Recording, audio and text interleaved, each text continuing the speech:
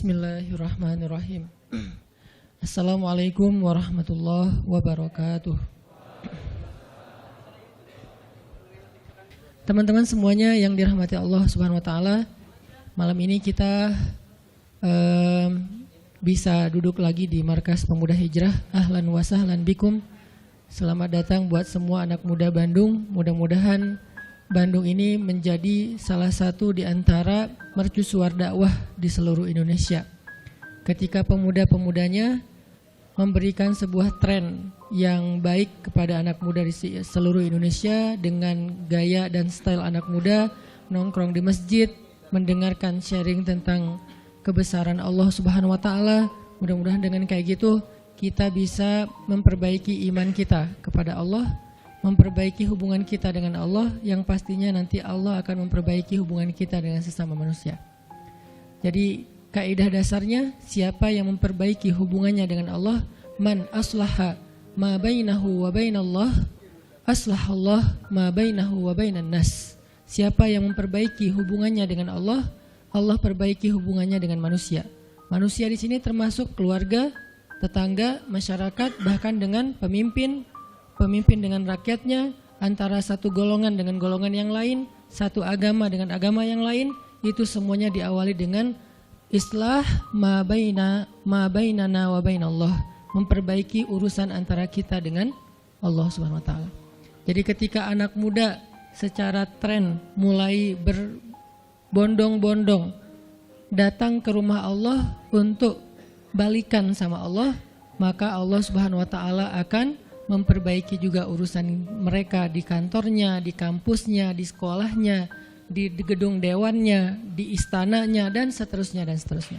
Dimulai dari kita balikan dulu kepada Allah Subhanahu wa taala setelah selama ini kita mutusin Allah tanpa kita sadari. Selama ini kita cuekin Allah tanpa kita sadari. Selama ini kita anggap Allah bukan prioritas dalam hidup kita tanpa kita sadari.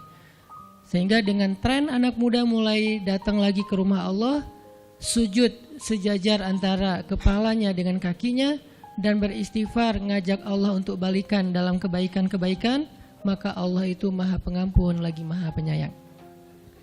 Teman-teman semuanya, malam ini kita sharing tentang diam. Benar gak sih? Benar ya? Tentang diam.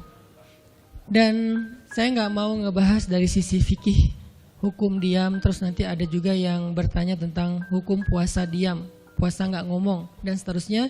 Karena memang dakwah saya agak sedikit menghindari perdebatan fikih. Kita akan coba renungkan beberapa kisah tentang diam yang ada di dalam Al-Quran. Setidaknya ada 4 apa 5 gitu kisah tentang amazingnya diam itu di dalam Al-Quran. Yang menurut saya nih, setelah saya coba tadabbur beberapa ayat tentang kisah diam ini dalam Al-Quran, ternyata sama, poinnya tuh sama di antara semua kisah. Bahwa diam kalau kita lakukan itu tepat dan kita punya alasan yang jelas, maka diam itu akan menjadi jalan lahirnya keajaiban dalam hidup kita. Jadi jalan munculnya keajaiban dalam hidup kita. Banyak orang yang berbicara untuk membela diri, padahal kalau dia diam, Allah yang bela dia. Kita ngebela diri kadang-kadang gak ngaruh, karena pembelaan diri kita tuh dianggap subjektif. Tapi kalau Allah yang bela dia, Allah punya banyak cara, dan Allah menggenggam hati manusia. Sehingga ketika misalnya kita ribut dengan seseorang, setelah kita menjelaskan duduk perkaranya, kita ngejelasin yang sebenarnya terjadi apa, udah cukup diam dan jangan melanjutkan perdebatan. Kenapa? Biar nanti sisanya Allah yang akan beresin. Nah, ini butuh apa untuk bisa kayak gini nih? Butuh iman. Karena kalau kita imannya lemah, kita kayak agak meragukan Allah bakal ngebelain kita, padahal kita dalam posisi yang benar, mungkin kita akan terus-terusan bela diri. Kita akan tulis panjang sampai di scroll, kita akan narasi dengan kata-kata, kita akan berdebat, kita akan kerahkan semua teman-teman yang bisa ngebelain kita, kita akan cari semua argumen, kita akan cari semua kesalahan dia dibalikin. Semua cara ini adalah cara orang untuk membela diri dengan cara berucap. ternyata di Al-Quran Allah pernah menceritakan kepada kita cara membela diri dengan diam. Bahkan kadang-kadang ketika kita membela diri dengan berucap, justru Allah menjauhkan dirinya dari kita. Allah pergi. Kenapa Allah pergi dari kita, berpaling dari kita? Karena saat kita membela diri dengan berucap, dengan ngomong, dengan broadcast, dengan komen, dengan bikin caption dan seterusnya, kadang-kadang di dalam kata-kata kita itu ada hal yang justru gak benar. Ada yang bohong terpaksa gitu. Akhirnya gara-gara pengen bela diri kita jadi bohong. Gara-gara pengen bela diri kita jadi cari-cari kesalahan orang lain. Gara-gara pengen bela diri kita jadi buka aib. Gara-gara pengen bela diri kita jadi melebih-lebihkan sesuatu yang harusnya gak kayak gitu. Artinya justru karena kita berucap, karena kita ngomong malah jadi salah. Akhirnya orang gak respect, Allah lebih gak respect lagi. Sehingga malam ini kita pengen belajar tentang gimana cara menjemput keajaiban ketika kita punya masalah dengan seseorang lewat diam. Mungkin teman-teman sering mendengar hadis yang disampaikan oleh para penceramah, para ustadz. Hanya mungkin malam ini kita akan lebih banyak ngambil contoh. Karena saya pikir narasi-narasi ideal berupa ayat dan hadis udah banyak yang menyampaikan. Tapi membawanya dalam contoh konkret daily kehidupan kita itu mungkin gak semua orang aware. Karena emang kehidupan orang beda-beda. Apalagi misalnya seorang ustadz yang mungkin jarang main sosmed. Dia gak tahu masalah di sosmed itu apa. Seolah-olah sosmed itu bukan realitas hidup. Padahal kita tahu anak muda Indonesia main sosmed sehari gak kurang dari 6 jam.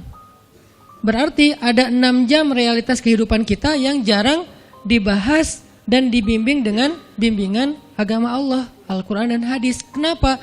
Karena realitas ini kurang difahami oleh sebagian guru-guru, oleh sebagian ulama yang mereka emang agak gak terlalu akrab dengan sosmed. Mereka gak akrab dengan yang namanya Instagram, YouTube, Twitter, Line apalagi. Karena Line ini anak mudanya mungkin ABG banget kan. Jadi agak-agak kurang akrab. Kalaupun mereka pakai itu hanya karena soleh banget kali ya. Karena soleh banget jadi mereka pakainya sebatas sekedar share ceramah doang. Jadi gak main. Bukan pemain sosmed lah. Sekedar menggunakan sosmed sebagai media panggung ceramah. Udah share. Itu juga kadang-kadang yang nge-share-nya admin. Jadi gak ngulik gimana cara itu kurang ngulik.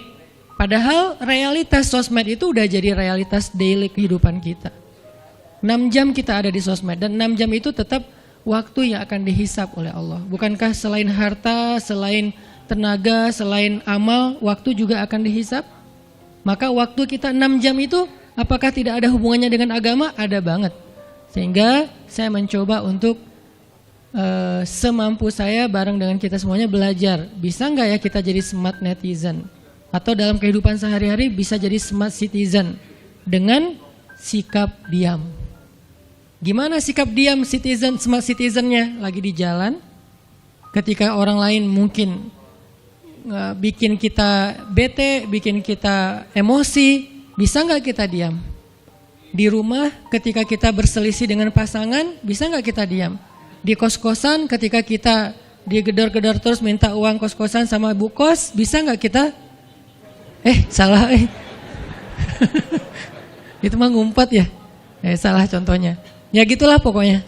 Jadi kita akan coba bahas diam ini dari angle daily kehidupan kita. Karena saya lebih suka kayak gitu biar langsung praktis bisa dipakai. Memang hadis-hadisnya banyak. Salah satu yang paling terkenal, man kana yu'minu billahi wal yaumil akhir falyakul khairan aw liyasmut. Cuman contohnya doang yang beda-beda. Narasinya sama, kontennya sama. Cuman contohnya beda tergantung angle seorang ustadz dan wawasan kehidupan yang dia jalanin. Dia hidupnya sebagai apa? Kalau hidupnya sebagai seorang ustadz yang ada di dalam masjid, mungkin ya contoh-contohnya adalah tentang di dalam masjid, tentang bergaul sesama ustadz, dengan aktivis, manggilnya akhi ukhti. Tapi kalau dia kehidupannya main, berarti dia akan ngambil contoh tentang main. Gimana kita biar tetap bisa soleh walaupun kita lagi main dan seterusnya. Tapi narasinya sama. Man kana yu'minu billahi wal yaumil akhir falyakul khairan aw liyasmut. Atau nanti cerita yang lain kata Nabi, yang paling banyak memasukkan orang ke dalam api neraka 2. 1 lisannya, 2 kemaluannya. Ini 2 hal yang paling sering menyebabkan orang masuk neraka.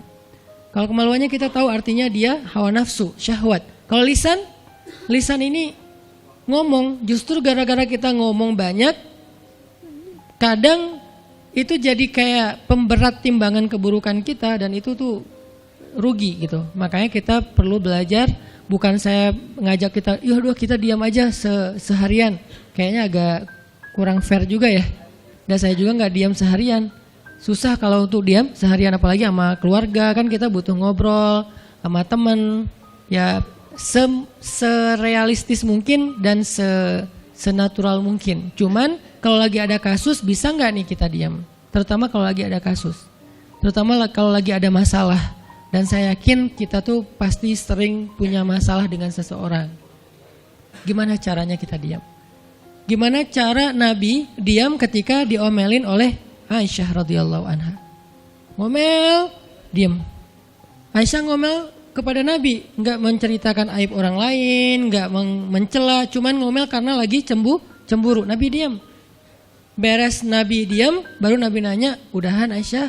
Udahan. Terus Aisyah mau apa? Udah. Jadi nggak didebat sama Nabi. Padahal Nabi kalau mau mendebat, hadisnya banyak banget. Tinggal sesungguhnya saya bersabda, kan beres ya.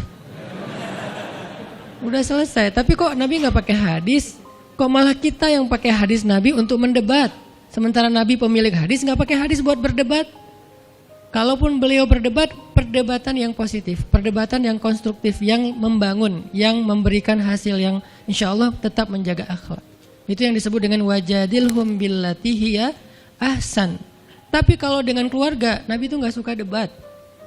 Istrinya ngambek, istrinya rame-rame nggak mau nggak mau ngomong sama Nabi. Ya udah Nabi di mihrab ngomong aja sama Allah sama Jibril. Ternyata lebih dahsyat lagi. Ketika Nabi di mihrab ngomong sama Allah dan Jibril doang, akhirnya istri-istrinya lebih dari seminggu ngerasa kayak nasib kita gimana ya, kok Nabi udah nggak mau ngomong sama kita lagi. Kok kita digantung gini gitu kan ya. Akhirnya turunlah ayat Al-Quran yang menegur istri-istri Nabi gara-gara perilaku mereka kepada Nabi. Ini menunjukkan bahwa ayat-ayat tentang diam itu menjadi solusi itu luar biasa loh. Dan saya pengen malam ini sebagai motivator, katanya sebagai motivator saya pengen memotivasi kita supaya kita percaya diam itu solusi. Diam itu keajaiban. Nggak usah komen itu ternyata, nggak nge-reply komen head, itu ternyata bagus. Nggak usah terlibat dalam perdebatan di sosmed, itu tuh bagus banget. Saya hari ini tadi sore posting tentang update berita di Palestina. Ada seorang perempuan yang ditembak di perbatasan sama orang Israel. Kenapa saya turn off si komennya? Karena saya tahu ini akan mengundang emosi. Jadi takutnya malah kemana-mana kan. Jadi ngomong politik, jadi ngomong apa, mending di turn off aja deh. Tapi kalau yang lagi saya dibully, saya biasanya nggak nge-turn off. Yang di turn off tuh hal-hal yang sifatnya memunculkan polemik yang semakin melebar, jadi kurang produktif. Akhirnya kita offin dulu komennya. Tapi saya tetap pengen share itu biar orang update berita dari sana tuh lagi apa. Dan mudah-mudahan saya berharap itu di-repost orang banyak, akhirnya jadi minimal membangun awareness masyarakat dunia bahwa Palestina itu layak untuk merdeka. Dari dulu udah layak untuk merdeka sejak mereka dijajah oleh Israel. Itu aja doang sih kampanyenya. Tapi saya nggak mau kampanyenya melebar kemana-mana sehingga di-offin dulu aja komennya. Kenapa? Off komen itu kadang-kadang bagian dari diam baik. Ngapain juga kita ladenin komen yang macam-macam, walaupun mungkin komennya itu ada yang kita berpihak sama dia, sepaham dengan dia, ada yang beda. Tapi tetap aja saya lihat kadang-kadang komen itu berlebihan. Sampai muncul kalimat-kalimat mencela, sampai marah-marah, sampai caps lock tanda seru kan ya. Ini kan nggak nyaman lagi kan kalau udah kayak gini, mending diam. Nah di sini kita pengen belajar diam itu ternyata ajaib. Diam itu ternyata benar-benar kata orang emas. Diam itu ternyata solusi. Diam itu ternyata pembelaan diri yang paling efektif. Kalau selama ini kita masih percaya membela diri yang paling efektif ngomong. Membela diri yang paling efektif itu bikin postingan. Membela diri yang paling efektif itu bikin caption yang bagus. Membela diri yang paling efektif itu komen. Membela diri yang paling efektif itu minta pembelaan dari manusia. Ternyata mungkin itu benar, tapi ada yang lebih efektif lagi. Membela diri dengan diam. Dan gimana cara membela diri dengan diam sampai mendatangkan keajaiban, itu yang akan kita coba renungkan malam ini. Oke, yang pertama kita akan baca kisah diam di surat Maryam, surat favorit saya. Coba teman-teman buka surat Maryam, surat 19. Di dalam surat ini ada 2 adegan diam. Pertama, adegan diamnya Nabi Zakaria. Yang kedua, adegan diamnya Maryam. Surat 19, surat Maryam, ayat 10.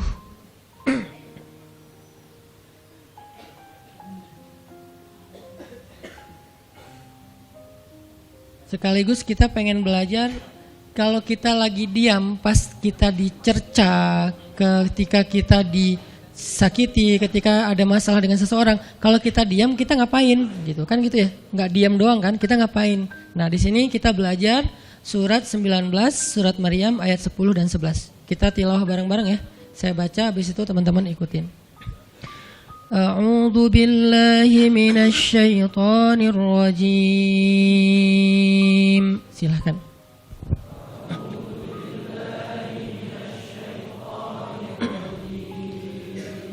Bismillahirrahmanirrahim.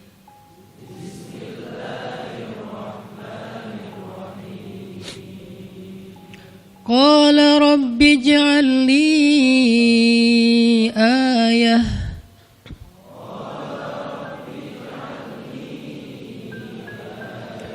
Qala ayatuka alla tukalliman nasa thalatha layalin sawiyya.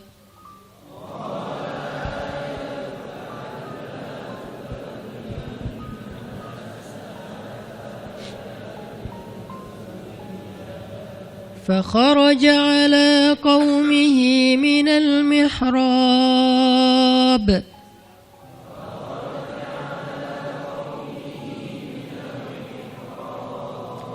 فأوحى إليهم أن سبحوا بكرة وعشيا.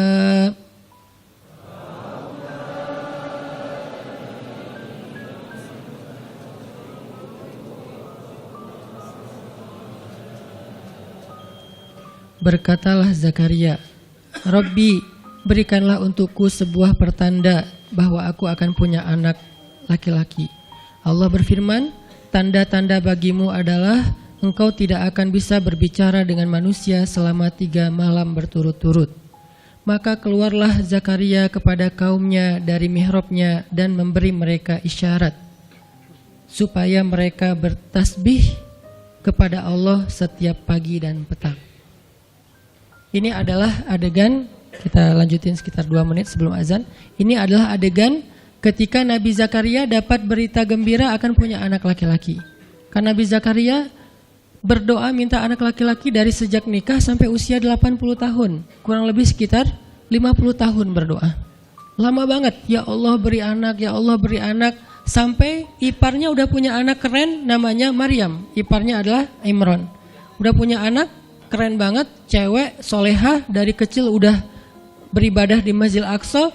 Zakaria masih minta anak, ya Allah, ya Allah, ya Allah. Sampai puncaknya Zakaria ngelihat Maryam dapat makanan dari langit. Zakaria datang ke mihrab Maryam, terus di situ udah ada makanan yang bukan dibawa oleh Zakaria. Zakaria nanya, anna laki hadza ya Maryam. Maryam dapat dari mana makanan ini? Kata Maryam, huwa min indillah, dari Allah, kata Maryam. Gimana caranya? Kata Maryam, Allah punya cara sendiri. Allah yarzuqu may yasha bighairi hisab. Terserah Allah gitu. Masya Allah, Masya Allah. Zakaria kagum sama Maryam. Langsung pergi ke mihrabnya Zakaria, sholat. Dan di dalam sholatnya Zakaria berdoa, hunalika da'a Zakaria rabbah. Di saat itulah Zakaria benar-benar nangis berdoa kepada Allah, ya Allah, Rabbi habli min ladunka dzurriyyatan thayyibah innaka sami'ud du'a. Ya Allah, beri saya anak seperti dia, seperti Maryam. Engkau maha mengijabah doa dan saya enggak pernah berputus asa meminta kepadamu. Udah 50 tahun lebih. Tiba-tiba Allah bilang, "Ya Zakaria, inna nubasyiruka bi ghulam ismuhu Yahya, lam naj'al lahu min qablu samia." Zakaria, sekarang kami akan perkenankan doamu, kamu akan punya anak, beri dia nama Yahya. Belum pernah ada anak seperti dia yang soleh di muka bumi. Zakaria kaget, walaupun doa, tapi beliau masih berpikir kayak, gimana caranya saya punya anak? Ini kayak tarik-tarikan antara logika manusia dengan iman. Imannya percaya Allah Maha Kuasa, tapi logikanya gimana caranya? Istri saya sudah tua, saya juga udah tua. Lalu Nabi Zakaria bertanya untuk biar lebih tenang, supaya logikanya nggak ragu lagi. Kalau imannya udah mantap, tinggal logika. Zakaria tanya, beri saya ij'al li ayah, beri saya bukti tanda gimana cara saya punya anak. Kata Allah, tandanya alla tukalliman nas salasa layalin sawiya. Kamu tiba-tiba nggak bisa ngomong. Kamu sehat, kamu nggak punya masalah, tapi kamu nggak bisa ngomong. Mau ngomong tuh nggak bisa. Kamu bisa tilawah, kamu bisa zikir, tapi kamu nggak bisa ngomong. Bisa subhanallah, subhanallah, subhanallah. Bisa alhamdulillahi rabbil alamin. Nggak bisa. Jadi baca Quran, kalau ada Quran, tapi dulu kan Taurat ya. Baca Taurat bisa, zikir bisa, hayya ala sholah, kalau azan ada azannya bisa. Pokoknya semua bisa kecuali mau ngomong tuh nggak bisa. Masya Allah ya, luar biasa. Kenapa? Karena Allah pengen Zakaria zikir aja 3 hari. Jangan ngomong dengan manusia walaupun ucapannya baik kecuali zikir. Jadi kalau mau ngomong dengan manusia, subhanallah, masya Allah, alhamdulillah, bismillah. Cuman gitu doang ngomongnya. Gak bisa, lu mau kemana? Gak bisa. Insya Allah, gitu. Jadi cuman bisa zikir. Saking Allah pengen Zakaria menghabiskan 3 hari sebelum Allah tunjukkan keajaiban hanya dengan berzikir.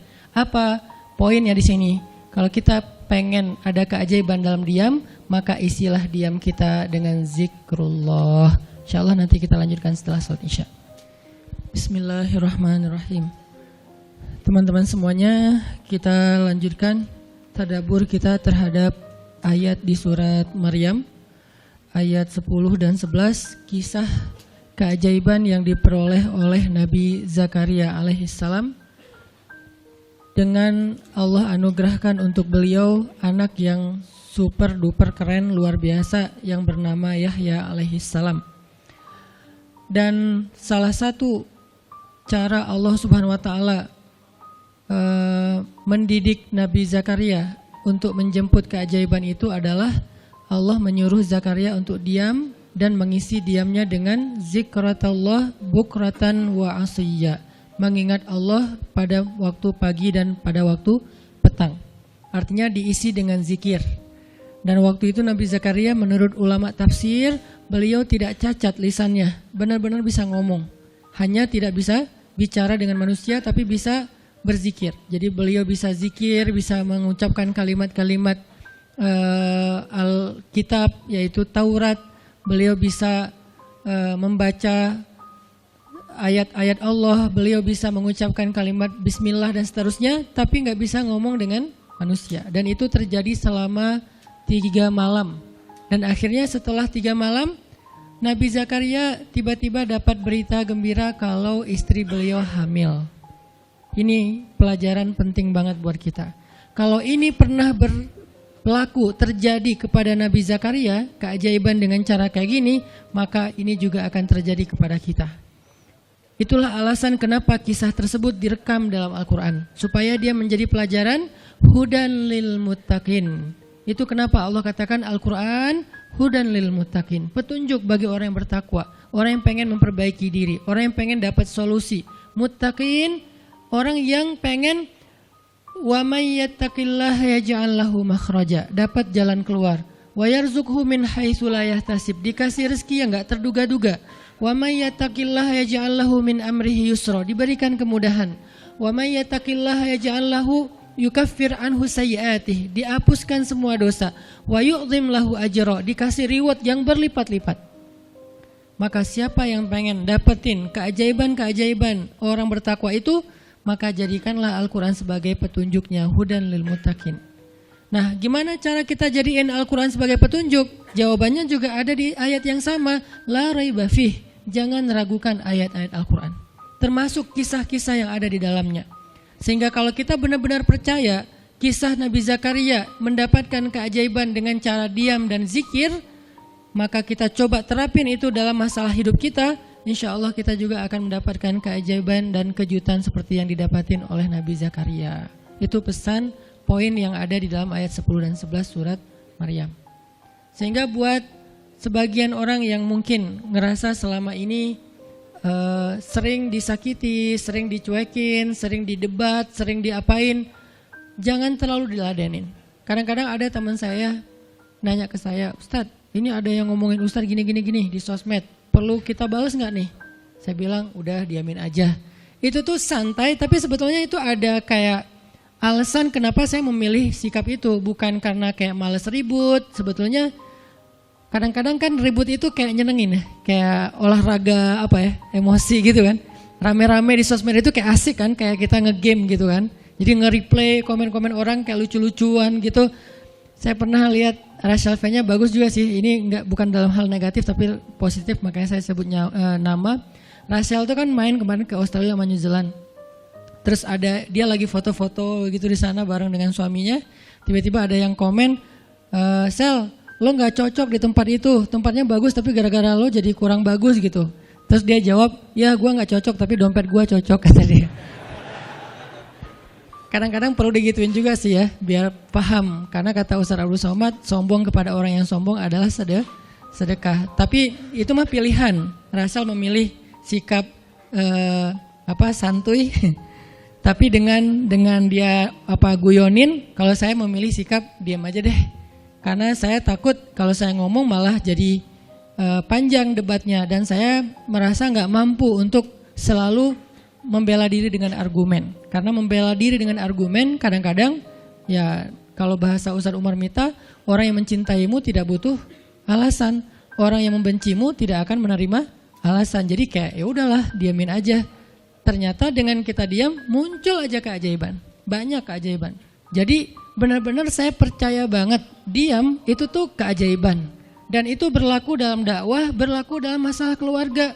Ketika istri lagi ngambek, dia misalnya komen panjang di sosmed, di WhatsApp misalnya, dia kayak misalnya namanya juga lagi ngambek ya, ngomong panjang di WhatsApp. Kalau saya sabar untuk diam, itu tuh beres dengan sendirinya dan akhirnya malah lebih baik. Tapi kalau saya kepancing, jadi kita balas-balesan. Sepanjang hari WhatsAppan, terus nggak beres-beres, tapi hasilnya makin lama tuh tangan pegel, hati panas. Karena kayak pengen dia balas apa, oh balesin lagi, balas apa, balesin lagi, terus aja gitu habis energi dan kerasa gitu capeknya tuh luar biasa. Tiba-tiba muka jadi lebih tua gitu kan ya, tiba-tiba berkerut semua, terus warna kulit makin doff gitu. Ini gara-gara efek stres kali ya. Jadi intinya adalah jangan diladenin, diamin aja setelah kita klarifikasi fitnah. Kalau itu berbentuk fitnah, tetap kita butuh tabayun, klarifikasi biar tidak menyebar fitnah. Tapi beres klarifikasi nggak usah diperpanjang. Berapa kali mungkin teman-teman ngelihat, mungkin saya pernah nggak ada apa-apanya sih dibandingkan Ustadz Felix. Kalau beliau lebih pro lah dalam masalah kayak gini. Kalau saya beberapa kali dibully di sosmed, pernah nggak saya ladenin? Hampir nggak pernah. Cuman klarifikasi maksudnya, udah beres, diamin aja, diamin. Sepahit apapun, sepanas apapun kalimatnya, yang kadang-kadang Ustadz nggak baca. Penasaran soalnya. Kalau kita diam karena nggak baca mungkin nggak ada challenge-nya kan. Ini baca komennya semua sampai ribuan itu satu-satu dibaca tuh. Oh gini ya, bisa gini ya orang ngomong teh. Terus aja dibacain satu-satu. Capek cari air putih, minum lagi, baca lagi gitu. Terus sampai beres dibaca itu. Mungkin 2 hari lah baru khatam. Saking banyaknya komen. Tapi mencoba lagi belajar, bukan udah jago, enggak, sama sekali enggak. Mencoba lagi belajar, bisa enggak setelah udah panas banget, gergetan banget beberapa, udah bisa banget tuh dibalesin, di replay. Jangan deh, ada yang udah di replay panjang, dihapus lagi enggak jadi. Kenapa? Karena masih belajar yakin diam itu keajaiban. Dan selama ini saya ngebuktiin diam itu emang keajaiban. Kenapa? Karena Allah pernah mengisahkan kisah Zakaria dan kisah-kisah yang lain, bagaimana mereka dapetin keajaiban dengan cara diam. Ini yang kita coba pengen rubah sedikit persepsi kita. Enggak selalu bela diri dengan ngomong. Kadang kita bela diri itu dengan diam. Enggak selalu kita dapetin keajaiban itu dengan hanya mengandalkan manusia. tapi justru kita dapetin keajaiban saat kita mengandalkan Allah Subhanahu wa taala. Itu tuh dahsyat. Yang kedua, sekarang setelah Nabi Zakaria dapat keajaiban anak yang soleh banget, sampai Allah kisahkan di ayat 13 gimana solehnya dia, 14, 15 dan seterusnya. Sekarang kita baca kisah kedua, yaitu kisah Sayyidah Maryam, yaitu ada di ayat 26. Petikannya ada di, cuplikannya ada di ayat 26. Kalau kisah Maryam mah dimulai dari ayat 16 ya. Tapi yang masalah diam itu ada di ayat 26, 27, 28 dan 29. Bismillahirrahmanirrahim. Silahkan.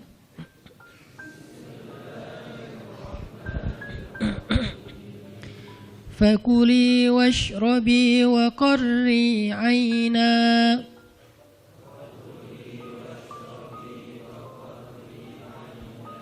فإما ترين من البشر أحدا فقولي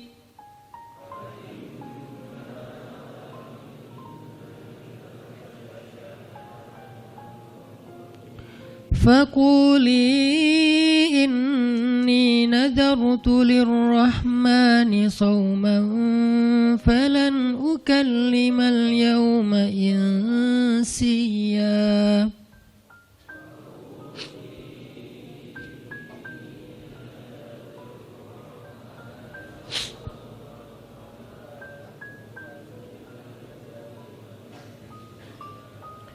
فأتت به قومها تحمله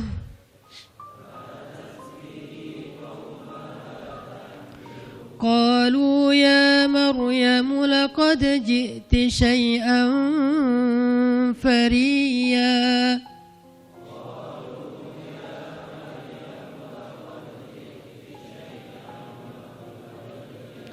يا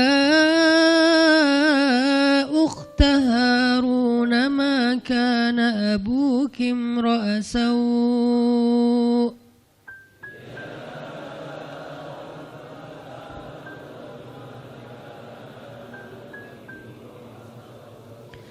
ما كان أبوك امرأ سوء وما كانت أمك بغيا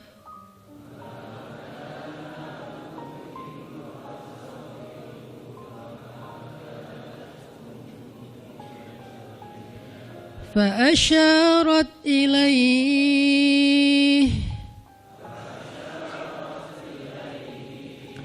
قالوا كيف نكلم من كان في المهد صبيا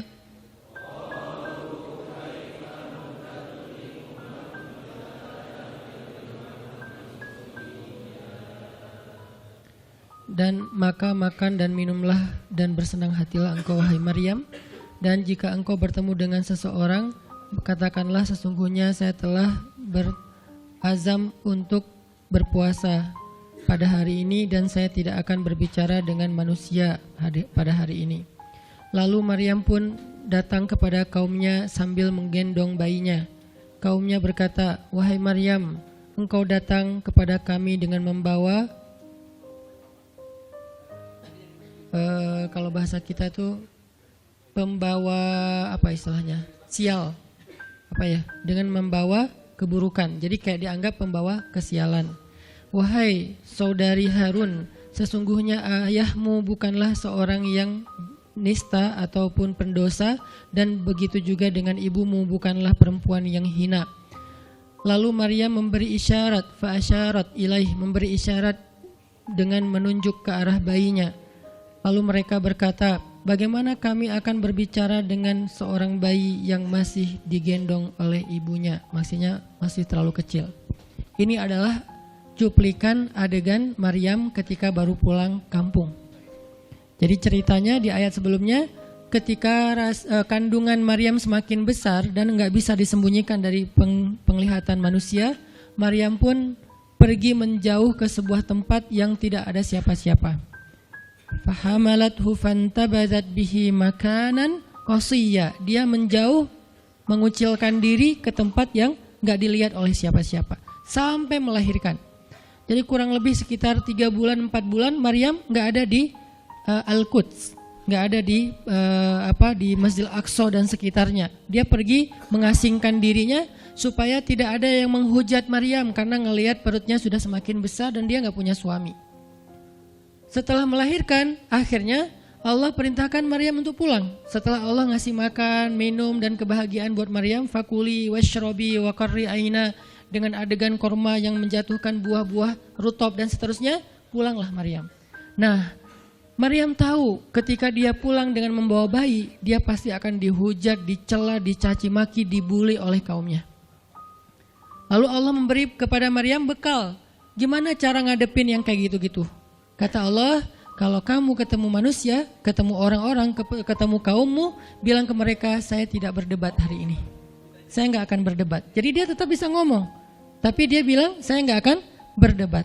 Saya nggak akan bicara dengan siapapun hari ini, karena saya sudah bernazar untuk diam. Bilang kayak gitu kepada kaummu. Maka fa'atat bihi qaumaha tahmiluh.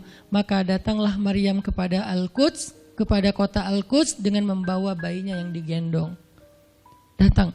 Baru dari ujung kota kelihatan Maryam, muncullah orang-orang Bani Israel semuanya rame di pasar-pasar mereka, semuanya menghadang Maryam. Maryam tiba-tiba dihadang di gerbang kota Al-Quds. Gak boleh masuk kota Al-Quds. Tadinya ada yang satu orang lihat, Maryam. Langsung dia datang ke kota, dia umumkan ke semua orang, wahai Bani Israel, perempuan yang hina yang kita cari-cari sekarang sudah datang membawa bayi haramnya, membawa bayi selingkuhnya, membawa bayi hasil zinanya. Akhirnya orang-orang yang ada di Masjidil Aqsa, yang ada di rumah-rumah, yang ada di pasar, semuanya berkumpul di depan gerbang kota. Menghalang Maryam masuk. Kebayang gak perasaan Maryam? Padahal dia itu lahir di situ, dia beribadah di situ, ayahnya orang situ, ulama pula, pamannya Nabi pula di situ, tapi dia sekarang dihadang oleh semua penduduk Al-Aqsa, penduduk Al-Quds, Bani Israel. Ketika Maryam mendekat, mereka mengatakan, ya Maryam, laqad ji'ti syai'an fariya. Ini bahasa Al-Quran. Kalau aslinya lebih tercela daripada ini, karena ini bahasa Al-Quran yang tinggi, Allah menggunakan bahasa simbolik saja. Yang terjadi, mereka mencela Maryam. Mereka bilang, Maryam kamu pembawa sial, Maryam kamu perempuan hina, Maryam kamu tukang zina, Maryam kamu selingkuh, Maryam kamu ternyata pelakor, segala macam. Kebayang gak seorang perempuan yang mulia dituduh dengan kata-kata kayak gini? Sedih, pengen jawab, pengen bilang, saya ini gak pernah berbuat dosa, ini nih Allah yang ngasih kepada saya gak punya suami, dan saya diberikan anak yang suci dan segala macam. Enggak. Tanya kepada Zakaria kalau gak percaya, saya punya buktinya segala macam. Gak usah, diam aja. Maryam bisa ngomong kalau mau. Maryam by the way adalah perempuan secerdas Sayyidah Aisyah. Dia itu kayak Aisyah cerdasnya, kayak Khadijah bijaksananya, kayak Fatimah lembutnya, kayak Asiyah sabarnya. Maryam itu istimewa. Sampai sebagian ulama mengatakan Maryam satu-satunya nabi dari perempuan. Satu-satunya nabi dari golongan perempuan. Sebagian kecil ulama ada yang menyebutkan demikian. Sehingga mereka menyebut Maryam alaihassalam. Saking Maryam ini keren banget, istimewa banget. Tapi jumhur ulama sejarah mengatakan Maryam bukan nabi, tapi dia perempuan solehah, orang soleh, bahkan 1 dari 4 perempuan sempurna di muka bumi, dan tidak ada yang kelima. Cuman ada 4. Kamula minar rijali katsir, kata Nabi. Laki-laki yang sempurna itu banyak, yaitu para rasul dan para nabi. Walam yakmul minan nisa illa arba'ah. Tidak ada perempuan yang sempurna kecuali 4. Asiyah istri Fir'aun, kemudian Maryam anaknya Imran, kemudian Khadijah istri Rasulullah, dan Fatimah bintu Rasulullah. Artinya Maryam ini istimewa banget. Dia kalau mau argumen, dalilnya lebih banyak daripada para rabi-rabi Yahudi yang ada di situ. Karena ketika Maryam dulu berkhidmat di Masjidil Aqsa, Maryam itu nggak belajar seperti yang lain-lain. Karena kan dulu orang Bani Israel itu paling anti sama cewek ya. Buat mereka perempuan itu kasta kedua. Seolah-olah perempuan itu nggak punya hak yang sama dengan laki-laki. Laki-laki punya hak belajar di Masjidil Aqsa, perempuan nggak boleh. Ini kesenjangan gender di masa Bani Israel dulu. Jadi kalau ada yang mau nuduh Islam sebagai tidak memperhatikan masalah gender, dia harusnya baca sejarah. Justru Islam, Al-Quran, Taurat, Injil mengangkat perempuan untuk setara dengan laki-laki. Awalnya perempuan itu hina di masyarakat Bani Israel, dianggap pembawa sial. Sampai masyarakat jahiliyah sebelum Islam datang, apa yang terjadi dengan bayi perempuan? Dibenamkan dalam pasir hidup-hidup, dibunuh, dilempar dari bukit supaya mati langsung seketika. Kenapa? Termasuk Umar pernah membunuh bayi perempuan. Umar radhiyallahu an. Kenapa dia sedih banget? Karena dia ingat masa lalu ketika dia pernah membunuh bayi perempuan. Kenapa mereka membunuh bayi perempuan? Karena dianggap perempuan ini membawa sial. Tapi datang Islam mengubah tradisi itu. Mengubah persepsi publik. Yang tadinya perempuan dianggap hina, dalam Islam dikatakan surga ada di bawah telapak kaki ibu. Muncul harga diri perempuan naik. Apalagi sebaik-baik kalian, yang paling baik untuk istrinya dan aku yang paling baik untuk istriku di antara kalian. Muncul lagi hadis, kalau seandainya laki-laki mau bersabar terhadap istrinya, maka harusnya dia bersabar 70 kali sehari kalau dia disakiti oleh istrinya. Yang ke-71 baru dia boleh marah. 70 belum boleh marah. Jadi perempuan, ibu-ibu, istri kalau mau bikin suaminya sebel, sampai 69. Atau 70 boleh lah. Tapi yang ke-71, nah ini udah layak dimarahin. Tapi kan gak pernah ada sampai 70 kan. Paling juga 10%-nya lah, 7 kali sehari. Dan itu istiqomah setiap hari. Hari ini kok kamu gini lagi sih, kemarin udah beda hari. Jadi beda hitungannya, 0 lagi mulai dari awal. Tapi nanti ada hadis penyeimbang. Nabi itu kan bijaksana banget. Yang diajarin bukan cewek doang, cowok juga diajarin. Ketika hadisnya supaya memuliakan perempuan ada, nanti ada lagi hadis laki-laki. Seandainya seorang perempuan menjilat luka dan darah dan nanah di tubuh suaminya, itu belum bisa membayar satu saja kebaikan suami kepada dia. Jadi menjilat lukanya aja belum bisa bayar kebaikan, terus ngapain marah-marah coba. Sehingga dua-duanya ada nasihat untuk suami. Kalau istrinya lagi ngambek, namanya juga lagi sedih, ya udah kamu sabar aja 70 kali. Untuk istri jangan ngambek, karena kalau kalian berbuat baik aja belum bisa bayar kebaikan mereka. Terus gimana dong Ustadz? Ya udah, sekarang solusinya adalah sama-sama mengambil sisi baiknya. Kayak gitu nasihat Nabi. Makanya saya agak kurang setuju kalau khutbah Jumat itu memakai hadis menjilat darah dan nanah. Karena yang dengar suami. Wah bener nih khutbah Jumat, saya senang banget khutbah Jumat hari ini. Pulang-pulang, mah tadi khutbah Jumat keren banget. Nih mah, kebenaran aku catat. Nih mah, gak bisa. Kalau khutbah Jumat, pakailah hadis sabar 70 kali. Menasihati suami. Kalau majelis taklimnya ibu-ibu, masalah tadi, seandainya saya boleh menyuruh manusia sujud kepada manusia, saya suruh sujud istri kepada suami. Masing-masing ada hadisnya, jangan disilang. Ini gak bijak dalam ceramah, karena harusnya memberi nasihat yang bisa memperbaiki, bukan menambah tuntutan baru. Wah benar nih, kalau suami saya dengar, harusnya suami saya datang, Ustadz boleh nggak acara selamatan di rumah saya nanti temanya ini gitu. Kalau perlu ngundang Ustadz yang dia kenal, request dulu untuk ngemojokin pasangan, ini nggak bijak. Balik lagi ke cerita tadi, Maryam tuh pintar banget, cerdas banget. Dari kecil dia udah hafal Taurat.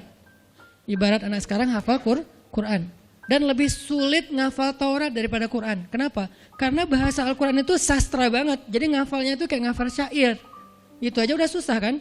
Kebayang gak ngafal Taurat? Lebih sulit lagi tuh. Dan Maryam dari usia di bawah 5 tahun udah khatam Taurat.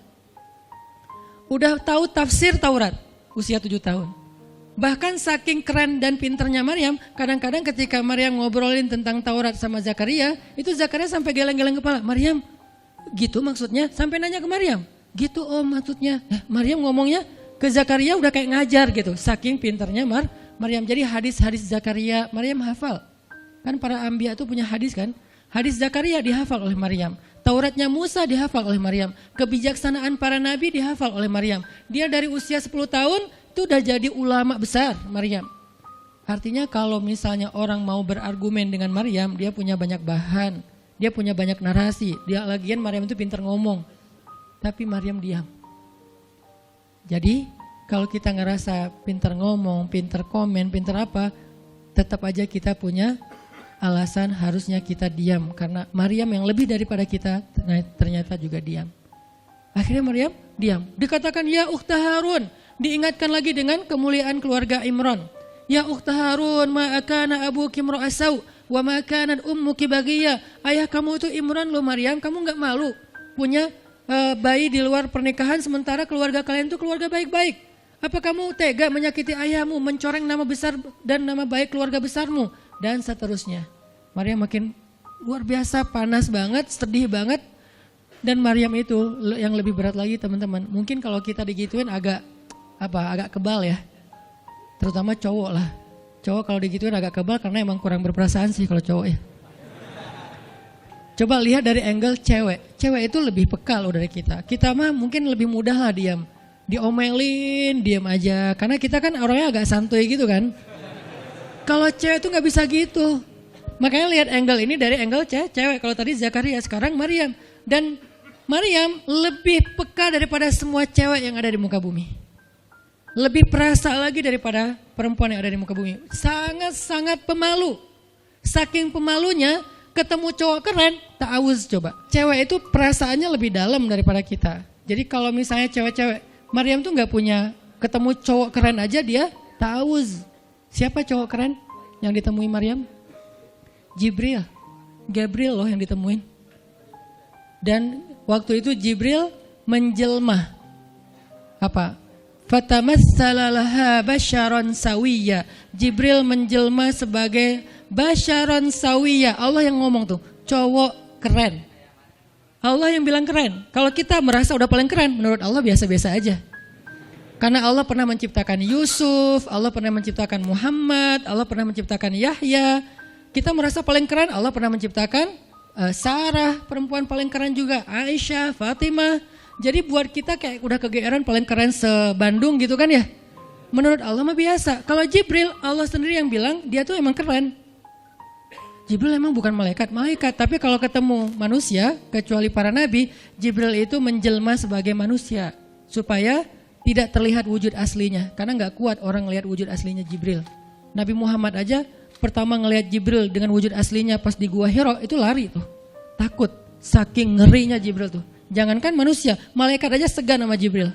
Jibril lewat malaikat. Gak berani malaikat. Kenapa saya bilang kok disegani? Allah yang bilang di Al-Quran. Dia itu malaikat yang disegani. Dzu mirratin. Dzu mirrah kalau bahasa kita, malaikat yang sangat berwibawa. Sehingga di antara malaikat aja gak ada yang sembarangan bicara sama Jibril. Mau bicara sama Jibril kayak, aduh segan, malu, gitu malaikat. Cuman gak pakai, itu mah Sunda ya. Pokoknya malaikat mah gak berani ngomong sama Jibril saking segannya. Kenapa? Gagah banget wujud aslinya. Ketika dia membentangkan sayapnya, itu sayap menutupi timur dan barat. Jadi matahari, bulan, bintang udah gak kelihatan. Yang kelihatan cuma Jibril dengan keagungannya. Itu belum Allah ya, baru ciptaan Allah, Jibril. Salah satu makhluk Allah yang paling agung. Sehingga saking kerennya Jibril, Allah gak menyebutnya dengan nama malaikat. Padahal golongannya malaikat, tapi Allah menyebutnya dengan Ruhul Quds, Roh Kudus, yaitu Jibril. Nah ketika ketemu dengan Maryam, Jibril bermisal itu menjelma sebagai basyaran sawiyah, cowok keren banget. Saking kerennya Jibril, Umar aja terkesima ngeliat Jibril. Pernah Jibril datang ngajarin iman, Islam, ihsan kepada Nabi Muhammad. Dan Umar ngelihat Jibril terkesima, gak bisa ngomong, diam aja.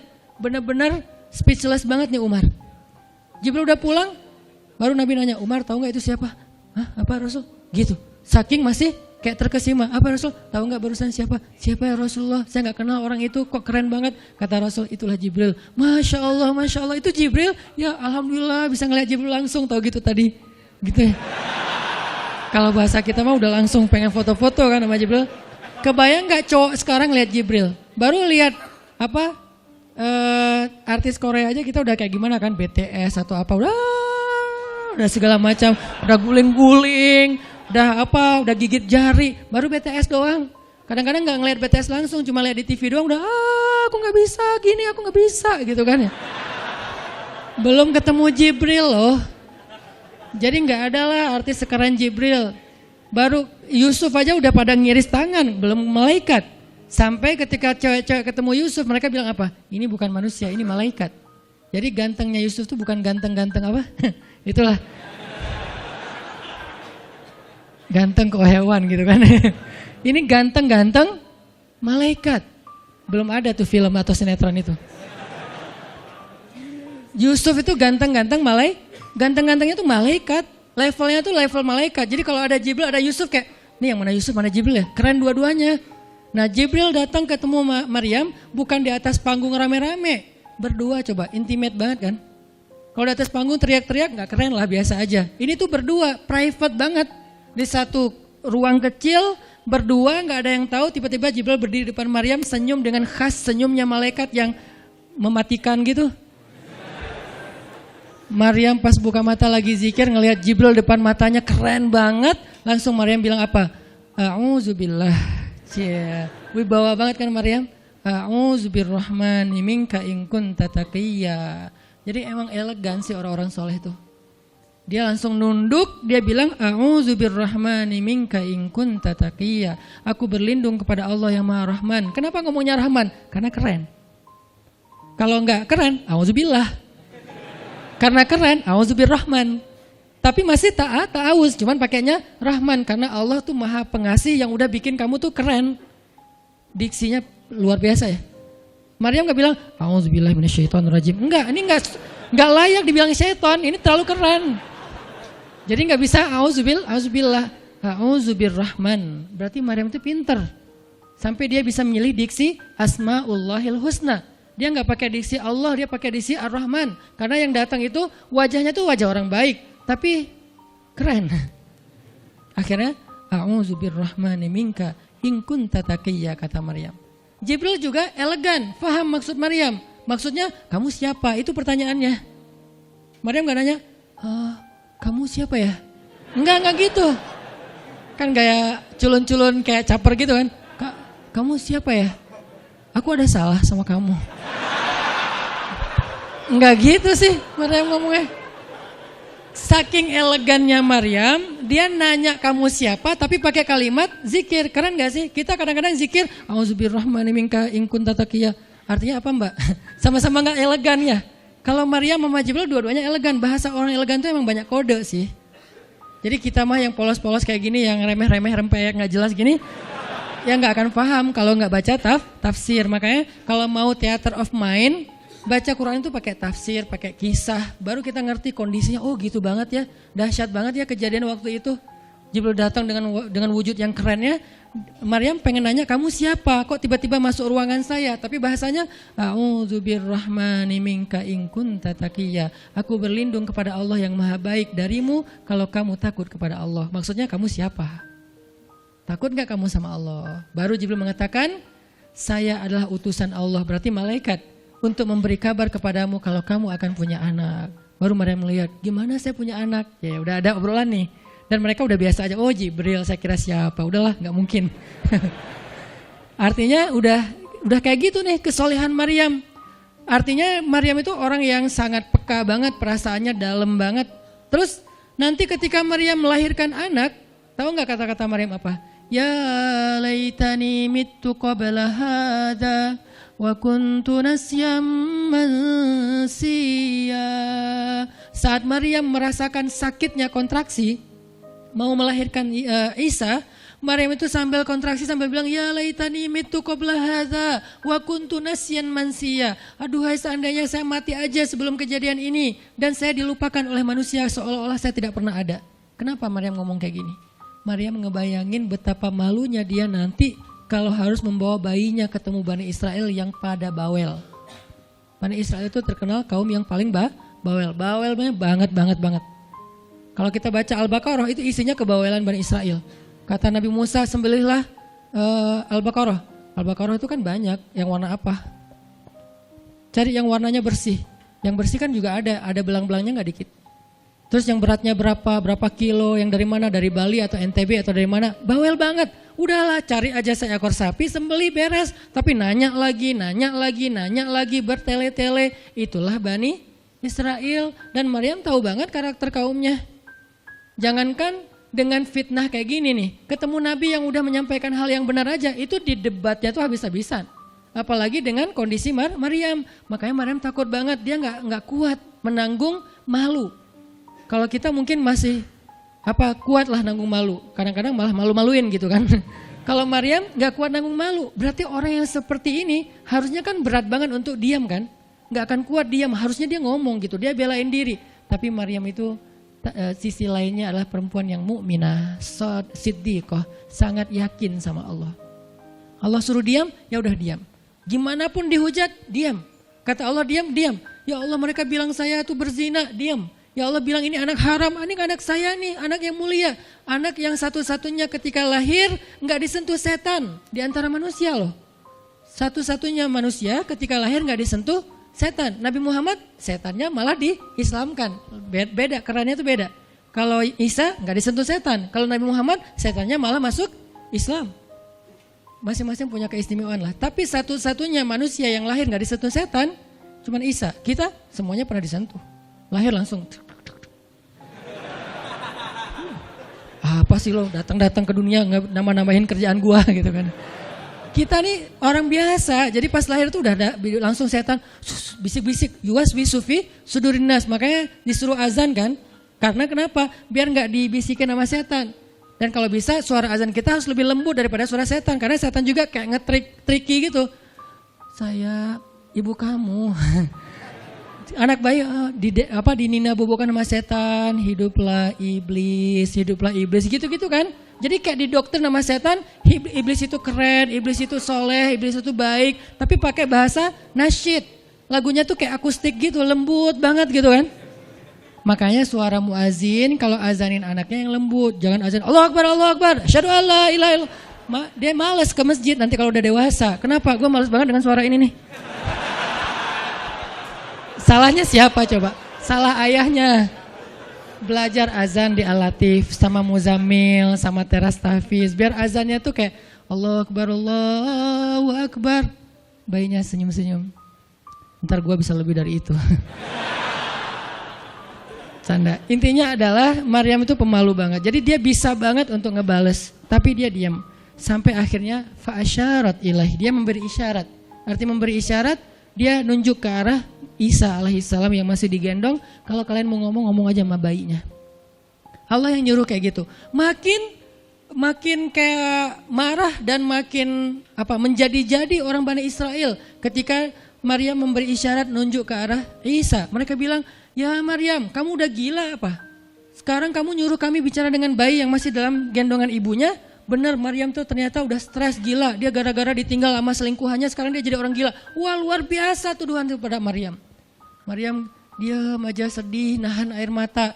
Tapi bukan emotikon yang menggenang air mata di sini ya. Nahan aja air mata sampai kemudian Allah datangkan keajaiban, jadikan bayinya bicara. Qala, Isa bicara. Panjang lagi omongannya Isa. Ibuku ini baik, ibuku begini-begini, saya itu hamba Allah, saya itu anak yang suci, saya itu begini-begini, sampai beres baru mereka pada pulang karena mereka merasa terbantahkan semua tuduhan palsu mereka kepada Maryam. Masuklah Maryam, disambut mulia oleh beberapa orang. Maryam itu perempuan mulia, Allah mendatangkan dia sebagai keberkahan. Tadi dituduh pembawa sial, sekarang disebut pembawa berkah. Mulailah Maryam terkenal. Isa dididik, kemana Isa pergi, anak-anak kecil segengnya Isa pengen jadi temannya Isa. Gue temannya Isa lo, gue temannya Isa lo. Gak lama kemudian Isa jadi temannya Yahya. Ketika dia udah bisa main sama Yahya, main berdua sama Yahya. Kemana-mana berdua, Yahya, Isa. Tapi usianya agak jauh berbeda. Ketika Yahya udah masuk SD, Isa barulah lahir. Jadi kayak agak sekitar 7-10 tahun lah kurang lebih mereka jarak usianya. Tapi pas Isa udah remaja, mereka udah nyambung ngobrol. Nah, kelebihan masing-masing, kalau Yahya ini penghafal kitab Taurat, datang Isa, Yahya menghafal kitab Injil. Yahya Nabi, Isa Rasul, satu level di atas Nabi. Kalau Nabi mengikuti ajaran Rasul sebelumnya, kalau Rasul membawa ajaran baru.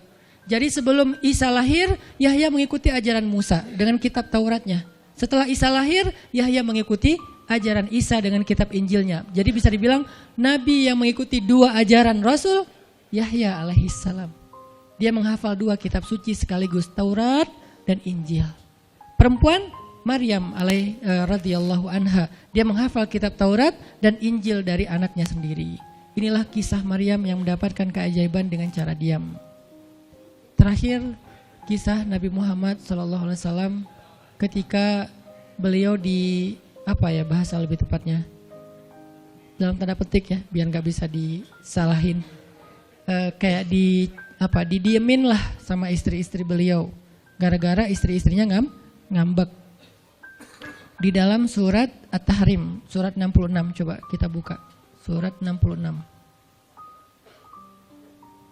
Ini juga kalau teman-teman baca kisah surat ini tuh luar biasa ya. Kita kayak baca novel atau kayak nonton film. Keren banget. Saya memang senang banget dengan sirah Nabi dan para anbiya.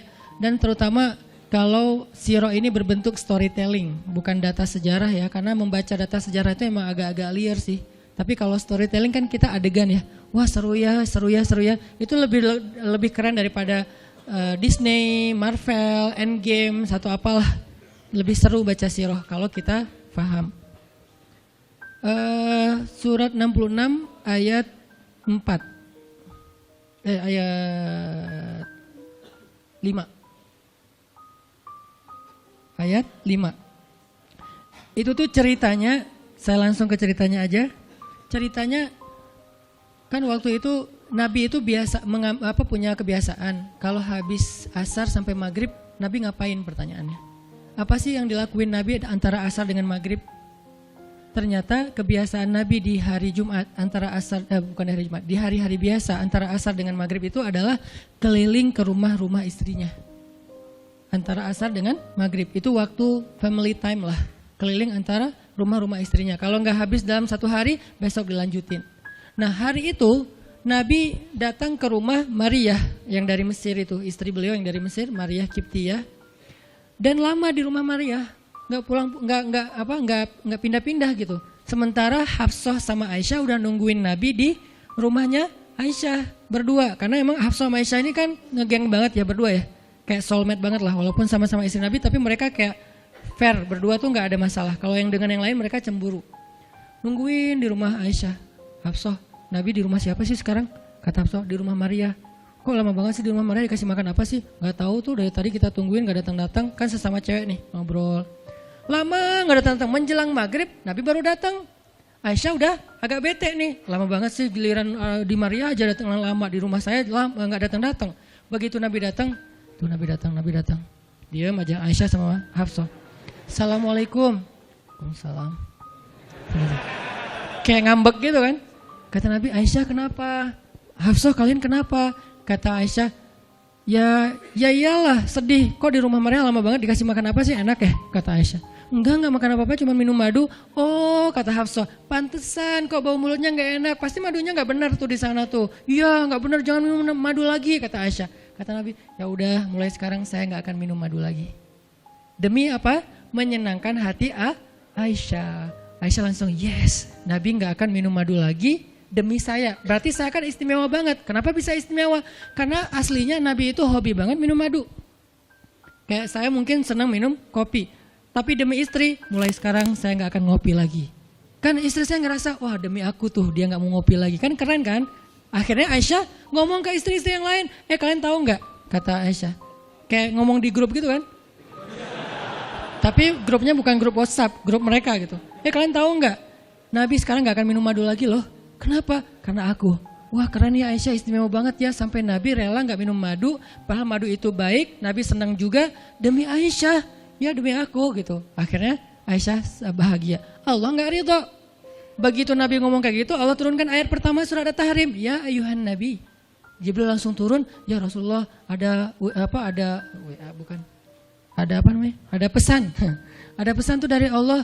Kata Rasulullah, pesan apa Jibril? Nih, ya ayuhan Nabi, lima tuharrimu ma ahallallahu lak tabtaghi mardhata azwajik. Kenapa engkau mengharamkan apa yang Allah sudah halalkan bagimu? Hanya pengen menyenangkan hati istrimu, wahai Rasul? Astagfirullah, salah ngomong saya. Mengharamkan yang Allah halalkan. Astagfirullah ya Allah, mulai sekarang saya akan minum madu lagi. Astagfirullah, maafin saya ya Allah. Jibril balik ke Allah, kasih tahu Nabi akan minum madu lagi. Nabi ngomong ke istri-istrinya, ngumpulin semuanya, kecuali Aisyah. Semuanya dikumpulin. Ada Hafsah di situ. Wah istri-istriku, maaf ya aku salah ngomong kemarin depan Aisyah. Sekarang aku akan meralat. Mulai sekarang aku akan minum madu lagi di rumah-rumah kalian. Jadi kalau sore aku lagi datang, siapkanlah madu seperti biasanya. Terus istri-istri Nabi ngerasa, Masya Allah Nabi sekarang minum madu lagi demi kita. Gitu kan ya. Kan antara mereka kan saling pengen nunjukin siapa yang paling istimewa kan. Demi kita sekarang Nabi udah minum madu lagi. Nabi sampai meralat kata-katanya. Akhirnya ternyata kalimat itu sama Hafsah disampaikan ke Aisyah. Kalau bahasa sosmed kita di capture, di forward. Kan bahaya banget kan? Disampaikan ke Aisyah. Aisyah tuh lihat, Nabi sekarang minum madu lagi loh. Demi siapa coba? Demi kami. Aisyah, innalillah, jadi Nabi gini. Cuman Aisyah gak sampai ngomong kayak kita. Dasarnya cowok di mana aja sama gitu. Itu mah kata-kata cewek sekarang ya. Kalau Aisyah kan elegan kan gak ngomong gitu. Akhirnya pas Nabi datang Aisyah diam. Aisyah diam. Kata Nabi, Aisyah kenapa? Aisyah kenapa? Oh jadi gitu. Di belakang ternyata sekarang minum madu lagi. Hah? Nabi langsung datangin sama Jibril. Rasulullah tahu nggak kenapa mereka rame-rame sekarang? Siapa yang ngasih tahu nih ke Aisyah? Jibril ternyata jadi penengah. Makanya jangan macam-macam deh sama Nabi. Ada Jibril, ada Allah kan susah gitu membuat rahasia. Tahu nggak Rasulullah kenapa Aisyah ngambek? Kenapa wahai Jibril? Gara-gara Hafsah ngebocorin rahasia Nabi kepada Aisyah. Oh ini kerjaan Hafsah kata Nabi. Oke, Hafsah. Panggil nih Hafsah. Dipanggil Hafsah, kata Nabi Hafsah. Kamu udah membocorkan rahasia saya. Ini menurut sebagian tafsir. Memang ada banyak tafsir sih. Salah satu tafsirnya kayak gitu. Hafsah, kamu udah membocorkan rahasia aku. Dan sekarang istri-istri pada ngambek. Istri yang lain juga ikut ngambek sekarang. Gara-gara Nabi kayak sekali minum madu, sekali gak minum madu. Yang lain pada diam semuanya. Datang ke rumah Ummu Salamah. Assalamualaikum, Ummu Salamah, waalaikumsalam. Tadi kayak aku belum selesai jemuran, dah langsung pergi jemuran. Gak mau ngomong sama Nabi. Maria, assalamualaikum, waalaikumsalam. Kayaknya tadi aku lagi sibuk nyetrika deh. Jadi gak ada yang mau ngomong sama Nabi. Diam semuanya. Nabi kan jadi sedih kan. Gara-gara siapa coba? Gara-gara Hafsah.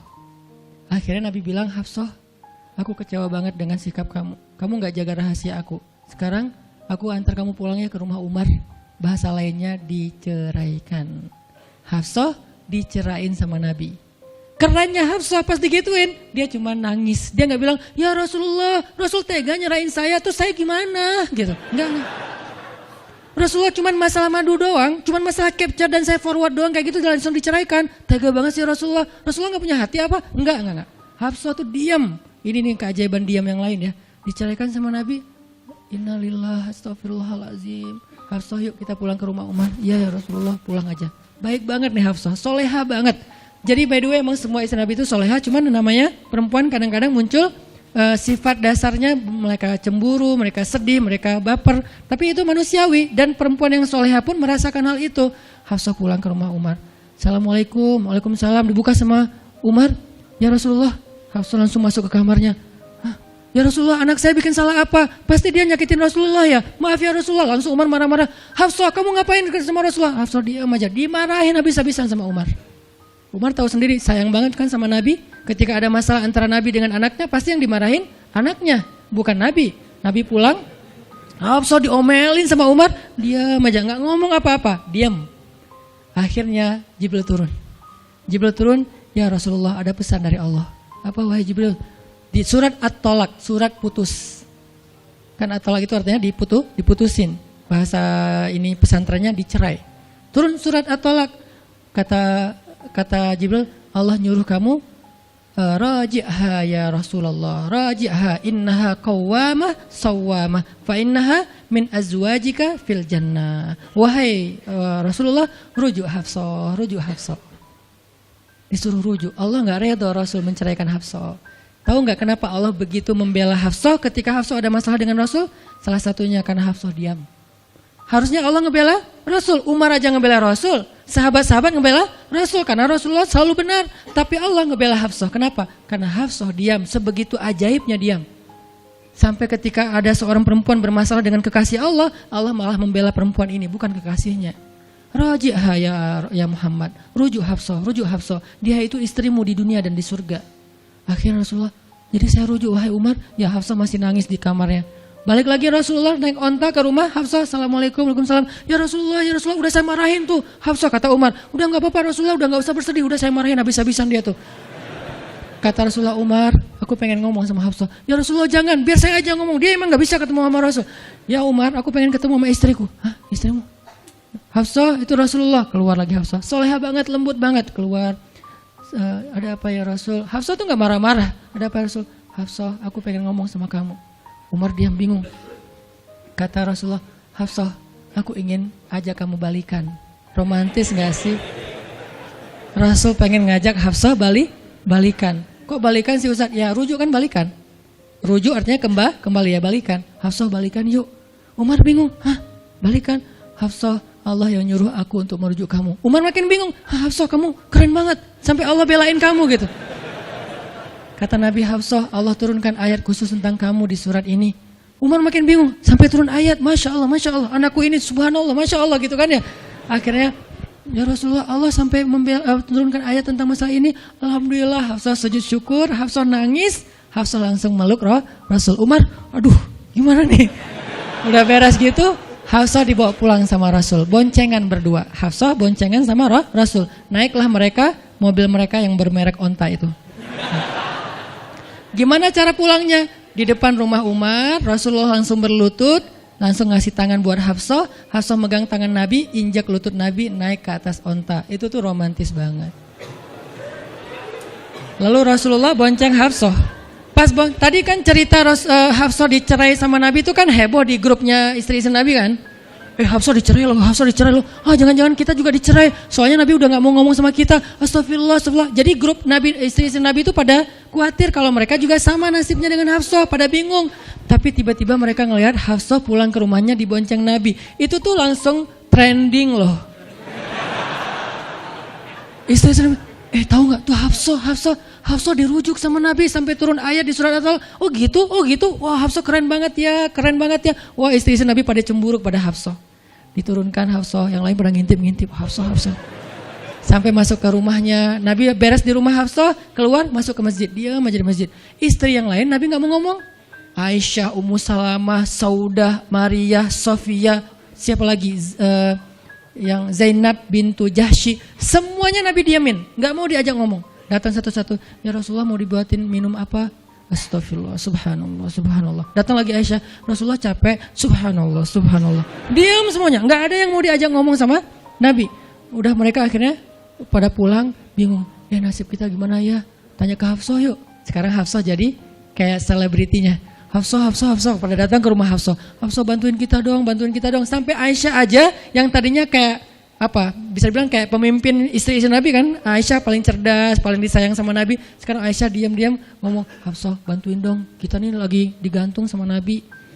Kata Hafsah sekarang kan kayak lagi di atas angin gitu. Kalian sih nyakitin Rasul, cie. Hafsah tuh kayak wah lagi masa-masanya Hafsah gitu kan. Hafsah gimana dong? Ya udah ngomong aja langsung sendiri. Rasulullah nggak mau ngomong sama kita. Ya udah coba minta tolong ke ayah kamu Aisyah, kan ayah kamu dekat sama Rasulullah. Akhirnya ngundang Abu Bakar, ya Abu Bakar, baca deh tafsir dari ayat-ayat ini. Abu Bakar datang, ayah tolongin kami dong. Kenapa? Kami itu dianggurin sama Nabi, didiamin, digantung udah seminggu lebih. Jangan-jangan kami juga dicerai kayak Hafsah. Kalau Hafsah dicerai tapi udah dirujuk, kami gimana nasibnya? Akhirnya ya udah biar aku yang ngomong sama Rasul. Datanglah Abu Bakar ke masjid. Rasul lagi zikir. Ya Rasulullah, itu istri-istrimu mutus saya. Subhanallah. Ya Rasulullah, Masya Allah. Ya Rasulullah, la ilaha illallah. Abu Bakar aja Rasul gak mau ngomong sama dia. Padahal Abu Bakar itu udah paling akrab sama Nabi. Abu Bakar diam, gak bisa diajak ngomong nih. Abu Bakar balik lagi ke rumah istri-istri Nabi.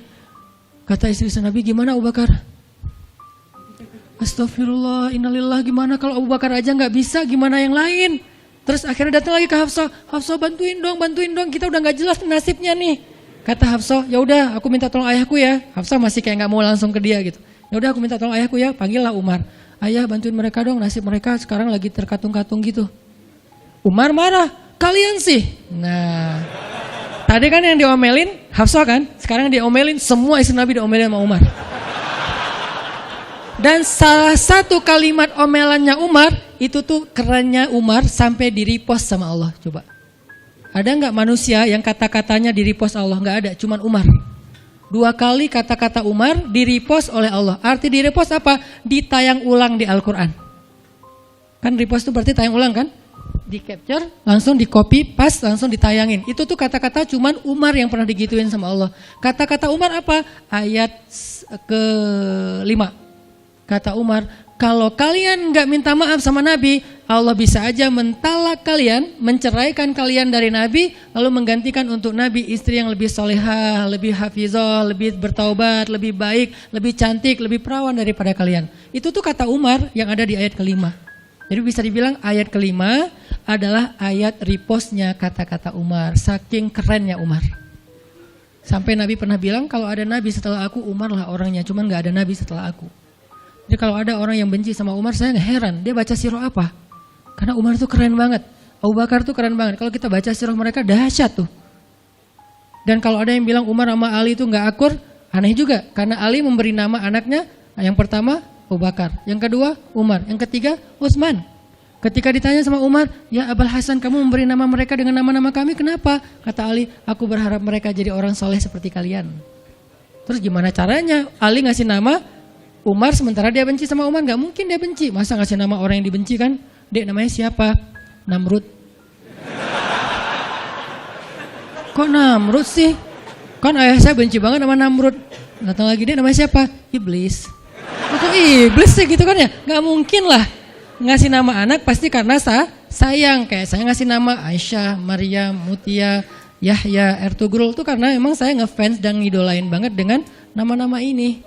Yahya, Ayyash, tiga tokoh di situ. Nabi Yahya, Ayyash sahabat Nabi, dan Yahya Ayyash mujahid Palestina. Jadi 3 tokoh sekaligus. Nabi Yahya saya ngidolain banget supaya Yahya jadi anak kecil yang seperti Nabi Yahya menghafal Quran. Kedua, Ayyash itu sahabat Nabi Muhammad. Kemudian yang ketiga, Yahya Ayyash sekaligus itu nama mujahid Palestina yang paling pintar ngerakit banyak senjata-senjata untuk ngelawan Israel. Dan dia dibunuh sama Israel, saking Israel benci sama Yahya Ayyash. Untuk membunuh Yahya Ayyash mereka ngebom 1 blok untuk membunuh Yahya Ayyash, dan mudah-mudahan dia syahid dalam dalam kejadian itu. Artinya saya ngefans gitu. Ali juga kayak gitu. Balik lagi ke cerita tadi, akhirnya ngundang Umar. Umar datang ke Rasulullah. Ya Rasul, saya diutus istri-istrimu. Subhanallah, subhanallah. Ya Rasul, bicara dong, kasihan mereka kayak digantung. Ya Rasul, apakah engkau menceraikan mereka semua? Baru Rasulullah ngeliat ke arah Umar. Rasulullah tersenyum. Rasulullah bilang, enggak wahai Umar. Allahu Akbar, kata Umar. Dia langsung takbir. Allahu Akbar. Istri-istri Nabi dengar suara takbirnya Umar, itu pertanda, kode. Berarti berita gembira. Istri-istri Nabi juga Allahu Akbar, Allahu Akbar. Rame gitu kan. Umar masuk ke rumah istri Nabi.